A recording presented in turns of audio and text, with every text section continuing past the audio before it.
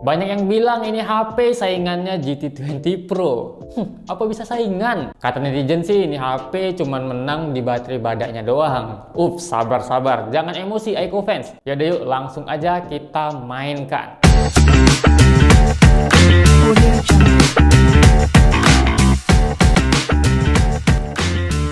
Jadi di topik video kali ini aku bakal sharing dikit tentang suka duka atau enak gak enaknya di iQOO Z9 ini selama aku pakai ya kurang lebih hampir 1 bulan cuy. Jadi buat yang mau beli, tonton aja dulu video ini, jangan buru-buru beli. Yang mudah-mudahan bisa jadi referensi kalian buat yang mau beli ini HP. Langsung aja nih kita masuk ke suka yang pertama. Jadi di suka yang pertama ini tentu aja aku suka banget di bagian ketahanan baterai di iQOO Z9 ini. Kalau bisa dibilang iQOO Z9 ini menang di sektor baterainya ya emang gak ada salahnya cuy. Malah menang banyak kalau menurut aku dibandingkan kompetitor-kompetitornya di harga 4 jutaan. SOT-nya aja atau screen on time-nya dapat di 5 jam 27 menit dan masih ada sisa 50% lagi. Aku sendiri ya sampai bosan nih nunggu baterainya habis. Nah, kalau dibandingkan sama Infinix GT20 Pro kemarin, bisa dikatakan SOT-nya ini hampir 2 kali lipat. SOT di Infinix GT20 Pro kemarin cuma dapat di 5 jam 49 menit, itu pun dari baterai 100 ke 2%. Sedangkan di iQOO Z9 ini ya dari baterai 100 ke 50% itu dapat SOT 5 jam 27 menitan. Wah, gila sih.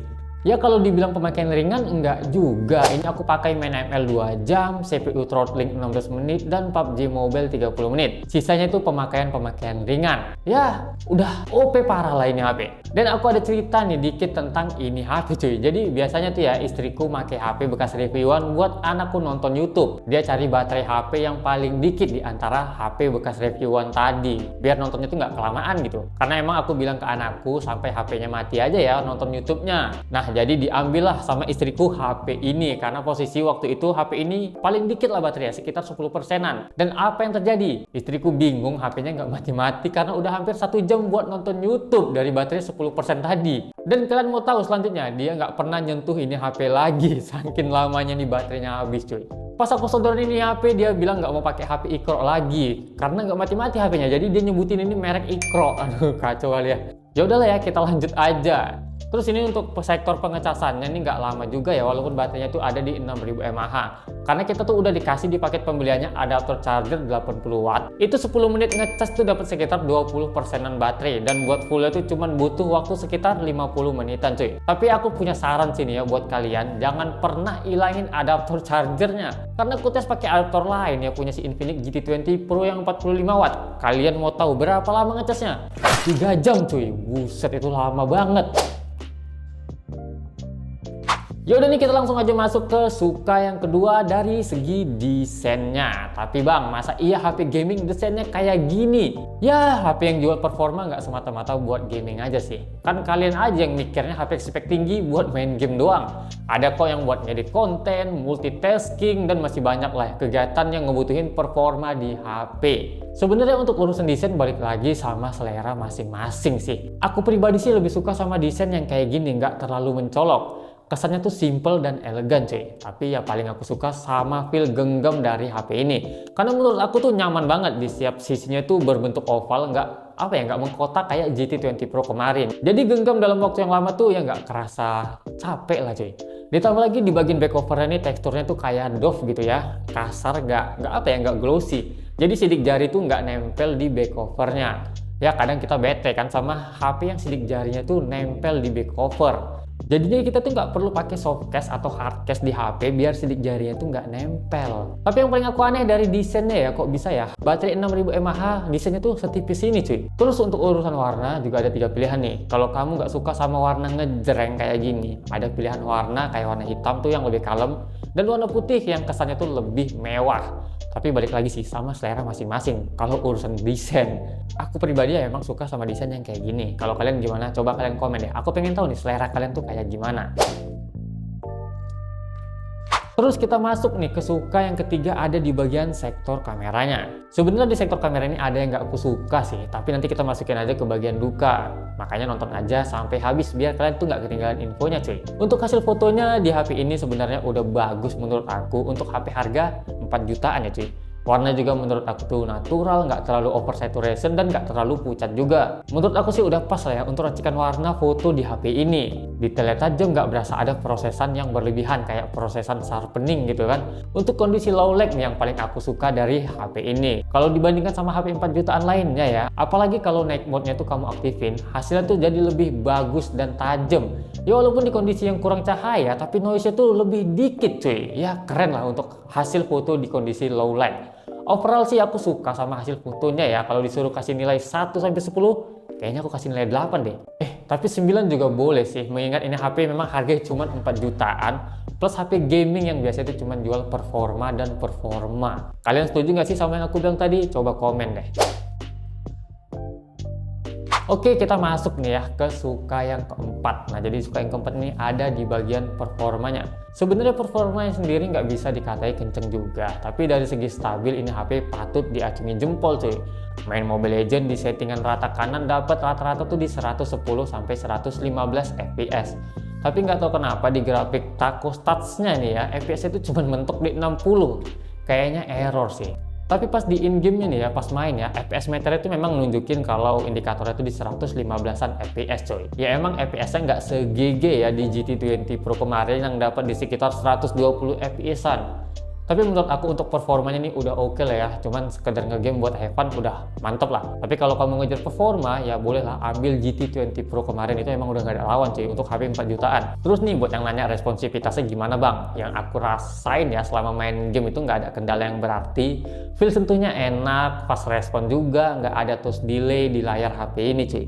Terus bang, kenapa lu masukin ke suka? Padahal di GT20 Pro performanya tuh lebih OP. Ya karena sewaktu main game, feel yang aku rasain tuh udah mantep gitu, udah nyaman tanpa kendala yang berarti. Kayak frame rate yang ngedown, nge-lag, nggak ada lah di HP yang satu ini. Jadi makanya aku masukin ke bagian suka. Dan di suka yang kelima nih masih berhubungan sih sama performa ya. Jadi di suka yang kelima nih ada di bagian suhunya. Nah ini tadi sih yang jadi pertimbanganku, makanya aku masukin performa tuh ke bagian suka. Jadi suhu di HP ini ya bisa dibilang tuh adem banget. Aku geber main ML cuma dapat suhu tuh maksimal di 40 derajat Celcius, dan aku geber juga main PUBG setengah jam di grafik SDR Extreme. Ya suhunya tuh mentok-mentok ya paling 41 derajat Celcius. Itu pun aku mainnya tuh nggak di ruangan yang ber-AC ya cuy, ya di ruangan yang biasa kayak gini. Ya wajar aja sih performanya tuh lancar, stabil dan nggak ngedrop. Plus baterainya tuh jadi awet parah. Kayaknya sektor ini sih kunci kestabilan di iQOO Z9 ini. Vapor chambernya kemarin udah kita bongkar dan kita lihat juga vapor chambernya tuh memang cukup besar. Malah ini lebih besar nih dari iQOO 12. Ya besar-besar dikit lah ya dari iQOO 12. Ya kalau kamu suka nih ya sama HP yang adem, stabil, awet, kayaknya ini udah paling pas lah HP-nya cuy. Ya walaupun di beberapa sektor ada minusnya sih menurut aku, tapi nanti aja kita bahas di bagian dukanya ya. Kita masuk ke suka yang keenam aja dulu. Ini suka yang keenam dan suka yang terakhir ada di bagian layarnya. Sebenarnya untuk spek layarnya ini menurut aku tuh udah OP parah. Mulai dari panelnya yang udah AMOLED, support SDR, resolusinya juga tinggi, ada di 1260 x 2800 pixel. Ini lebih tinggi dari Infinix GT20 Pro cuy. Refresh rate-nya juga 144 Hz, udah tinggi banget. Ya walaupun nggak tahu ya mau dipakai buat apa nih. Soalnya aplikasi sekarang juga mentok-mentok ya paling di 120 Hz doang. Ya mungkin kalau kedepannya ada update ya, misal tuh kayak Mobile Legends udah support 144 Hz, sisi positifnya ini HP udah standby lah ya. Jadi nggak perlu upgrade HP lagi.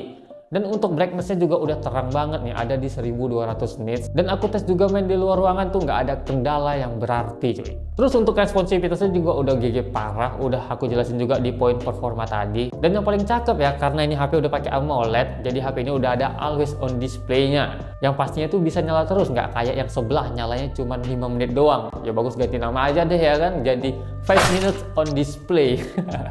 Oke, jadi tadi kita udah ngomong ini suka-sukanya atau ya enak-enaknya lah ya di HP ini. Saatnya kita masuk ke bagian dukanya atau nggak enak-enaknya di HP ini. Tapi ini disclaimer dulu, ini menurut aku pribadi. Walaupun tadi di bagian suka tadi ada yang nggak pas sama yang kamu rasain ya di iQOO Z9 kamu, ini monggo tulis aja di kolom komentar ya, boleh kasih kritik atau saran. Namanya juga barang elektronik yang pasti itu gacha. Kadang di V1 sama di V lain aja tuh ya build quality-nya itu berbeda. Ya itu kadang ya yang ada dibilang tuh produk cacat cuy. Tapi menurut aku HP ku yang ini sih ya aman-aman aja. Terus nih kita masuk lah ya langsung aja ke duka yang pertama. Jadi di duka yang pertama nih ada di sektor kamera. Tapi ini di bagian videonya yang menurut aku sih untuk HP 4 jutaan kurang ajar sih cuy. Masa iya HP 4 jutaan gak ada OIS-nya? Sampai-sampai kemarin aku pas buat reviewnya ya, nggak ngecek-ngecek spek ya, aku bilang di HP ini udah ada OIS-nya. Ya ekspektasiku kan masa HP 4 jutaan ya kan gak ada OIS-nya, itu udah keterlaluan banget. Tapi ini real, gak ada OIS-nya, astaga. Aku buat rekam video juga nggak enak banget cuy dilihat. Jitternya di mana-mana, walau udah aku aktifin di mode stabilisasinya juga. Masih kerasa tuh jitternya. Nih lihat aja lah contoh videonya biar kalian puas. Terus bang, kalau kamera yang cuman sebiji doang ya, yang kayak gini nih sebenarnya 2 biji ya kan, cuman satu juga kamera deep, itu termasuk duka nggak? Ya sebenarnya duka juga sih, tapi balik lagi sama harganya. Aku pribadi sih lebih suka setup kamera yang nggak banyak gimmick kayak gini daripada setup kamera tuh yang banyak-banyak tapi kameranya nggak ada gunanya sama sekali, jarang kepake cuy. Ya kalau kita bandingin sama Poco X6 Pro yang punya kamera ultra wide, wajar aja sih. Harganya juga beda tuh, ada di kisaran 600 sampai 700 ribuan. Jadi aku nggak bisa komen lebih lah ya sama setup kamera HP yang kayak gini. Tapi untuk pihak Aiko nih ya, kalau bisa tambah kamera ultra wide dengan harga yang sama, ya sabi sih. Kita masuk ke duka yang kedua. Jadi duka yang kedua tuh ada di HP ini nggak punya slot SD card tambahan. Lagi-lagi HP 4 jutaan nggak punya slot SD card tambahan. Menurut aku tuh sayang banget. Soalnya untuk internal yang cuma 256 GB, rasaku ya kurang lah ya. Buat simpen game, foto, video, kayaknya bentar aja tuh udah full. Tapi buat kamu yang ngerasa internal 256 GB itu cukup, ya fan-fan aja sih sama kekurangan yang satu ini. Tapi aku pribadi ya, untuk konten kreator 256 GB itu kecil banget menurut aku cuy. Soalnya ini aja cuman aku install game kayak MLBB, PUBG, dan ada foto-foto terus video tuh cuman dikit, kepakainya udah 56 GB. Itu baru 1 bulanan aku pakai cuy, belum nyampe pun. Kita masuk nih ke duka yang ketiga. Jadi di duka yang ketiga ini HP ini nggak punya audio jack. HP yang gaming nggak punya audio jack tuh kayaknya ada yang kurang gitu. Apalagi yang suka main game Battle Royale ya kan, kayak PUBG, Free Fire, pasti kerasa lah sama kekurangan nggak ada audio jack ini. Pakai TWS pasti ada delaynya. Mau beli TWS gaming yang low latency, wah itu pasti mahal banget cuy. Terus kalau untuk aku pribadi juga, aku nggak suka pakai TWS karena ribet menurut aku ya kan, habis baterai ngecas. Ya aku rasa handset kabel tuh masih yang the best lah ya di hati. Mau buat main game no delay, plus harganya juga murah cuy. Saran sih ya, kalau bisa ditambah ya jack audionya ya. Kalau di sini udah full nih, di atas juga masih ada nih ruang yang kosong untuk jack audio.